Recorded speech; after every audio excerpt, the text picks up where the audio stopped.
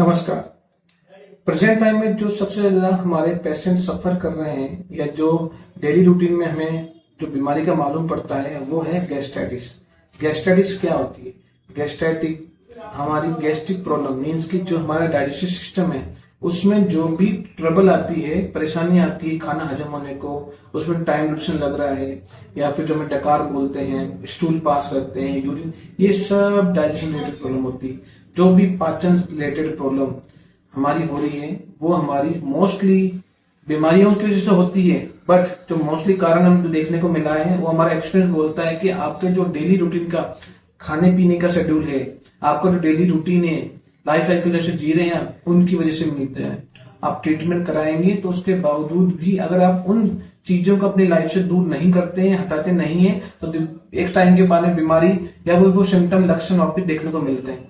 Symptom लक्षण क्या होते हैं? एक, आपका खाना खाने के बाद ब्लोटिंग होना, पेट टाइट होना, नाभि के आसपास लग रहा है कि पेट भरा हुआ है, थोड़ा खाना खाने उसके बावजूद भी लगता है कि बहुत ज्यादा खाना खा लिया है। स्पेशली दूसरे सिम्टम जो देखने को मिलता है वो आता है खट्टी डकार रहना। कभी किन्हीं लोगों में खाली पेट ज्यादा ये खट्टी डकार जलन महसूस होती है और काफी लोगों में खाना खाने के बाद में देखने को मिलता है।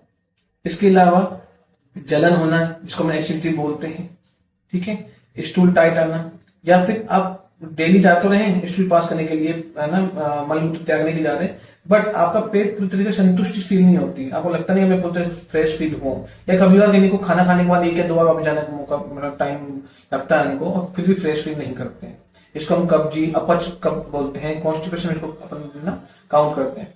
इन सारी प्रॉब्लम में जो मोस्टली लोग गलती करते हैं अपने लाइफ शेड्यूल के अंदर वो है, एक तो उनके जो खाने का टाइम गैप होता है वो बहुत ज्यादा बड़ा होता है।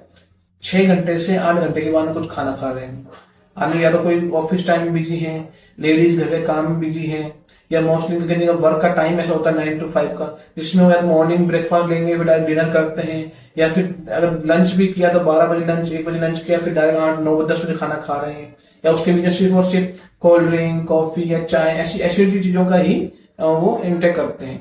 जिसकी वजह से क्या होता है, अब जो इतने लंबे टाइम के पीरियड में खाना खा रहे हैं तो आपके जो पेट में एक HCl होता है, HCl हाइड्रोक्लोरिक एसिड होता है, जो खाना पचाने के लिए जरूरी होता है, बॉडी के अंदर खुद बनता है, वो HCl आपका एसिड स्टमक के अंदर रहा हुआ इतने लॉन्ग टाइम के पीरियड में जहां के फॉर्म बन जाता है। फिर जैसे ही सडनली उसमें आप हैवी मील खाते हैं, हैवी मील मीन्स कि आप दिन भर जब बिजी रहते हैं तो फिर ज्यादा भूख लगेगी, और जो जैसे आप खाना 8-10 घंटे बाद खाना खाएंगे तो एकदम से हैवी मील मतलब भारी मात्रा में खाना लेते हैं, और फिर उस फॉर्म के अंदर जाने के बाद में वो फॉर्म बनता है, उस एसिड के अंदर खाना जाने के बाद में इतना हैवी मील आपको झाग, फॉर्म, गैस्ट्रिक, बर्निंग, जलन, ये सब सिम्टम आने लग जाते हैं। और फिर वो कम से कम फिर आपको एंटासिड लेनी पड़ती है, इनो लेना पड़ता है, डाइजिन सिरप लेनी पड़ती है। ये सारा लेने के बाद में आप उस समय तो फील अच्छा रहेगा, तो उनका काम होता है कि एसिडिटी को वो सप्रेस कर देते हैं, वो एज एंटासिड वर्क करते हैं, बट वो एसिड भी तो वापस बॉडी बनाएगी क्योंकि खाना पचाने के लिए आपको एसिड की रिक्वायरमेंट है। फिर ये सिस्टम कभी खत्म नहीं होता है, तो आपको आपके खाने का शेड्यूल चेंज करना पड़ेगा। 3 to 4 आवर के गैप में कुछ ना कुछ हल्का खाना लें जो oily, fried food, junk food नहीं हो, और इतने लॉन्ग टाइम में डिनर, लंच, ब्रेकफास्ट ना करें, कम से कम 3 से 4 घंटे के बीच में खाना लें। नाइट का खाना हल्का रखें, लाइट रखें, सैलेड का यूज करें, जूस पिए, और सुबह कम से कम आधा लीटर गुनगुना या सादा पानी पिए। आप कम से कम पानी की कमी की वजह से भी आपकी कॉन्स्टिपेशन, लैट्रिन, कब्जी बनती है, ये ध्यान रखिए। खाने के बीच में पानी ना पिए, खाने के बीच में पानी पिएंगे तो एसिड एकदम से न्यूट्रलाइज हो जाएगा और डाइल्यूट हो जाएगा, फिर खाना वैसे पच नहीं पाएगा जैसे पचना चाहिए। तो लोग खाने के बीच में पानी पीने की आदत होती है, कुछ खाना खाएंगे फिर पानी पिएंगे, तो वो भी गलत बात है, उससे गैस बनती है और कब्जी होती है। सबसे बड़ा कारण है आपका वो है फ्राइड फूड, जंक फूड का लेना, आप उनको कम करना पड़ेगा। बेसन, कचौरी ना खाएं अगर जिनको प्रॉब्लम हो रही है तो। मेडिसिन लेने की रिक्वायरमेंट है, मेडिसिन लीजिए, होम्योपैथी में बहुत अच्छा ट्रीटमेंट इसमें है, बट हम रिक्वेस्ट यही करेंगे कि आप मेडिसिन ट्रीटमेंट लेने के बाद आप हेल्दी फील करते हैं, उसके बाद में साथ उसके बाद भी अपना लाइफ शेड्यूल आपने सेट किया हो, सही किया हो, उसको वैसे मेंटेन रखें आप। जब तक पेशेंट बीमार होता है ना वो सब कुछ फॉलो करता है, जैसे सही होने लग जाता है फिर लापरवाही स्टार्ट हो जाती है।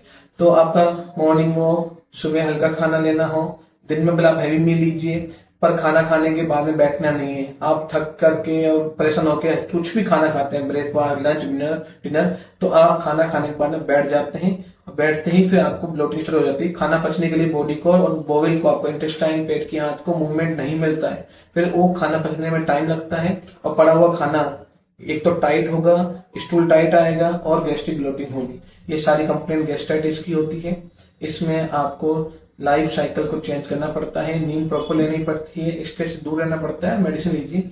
लाइकोपोडियम, नक्स वोमिका, एक्सेल, एसोफाइटिडा, ये बहुत अच्छी मेडिसिन है। पल्सटिला, ये बहुत अच्छी मेडिसिन है जो हम दिन काम आती है। बाइकोमेट्रिक नंबर 25 नंबर, काफी और भी चीजें हैं। बट आप ये ध्यान रखिए कि आपको वॉक करना है, सुबह खाली पेट पानी पीना है, सैलेड का इंटेक बढ़ाना है, खाना खाने का जो टाइम है उनको आपको मेंटेन करना है। 8 to 6 आवर का गैप नहीं रखना है, 3 to 4 आवर के गैप में खाना खाना है, खाने के बीच में पानी नहीं पीना है।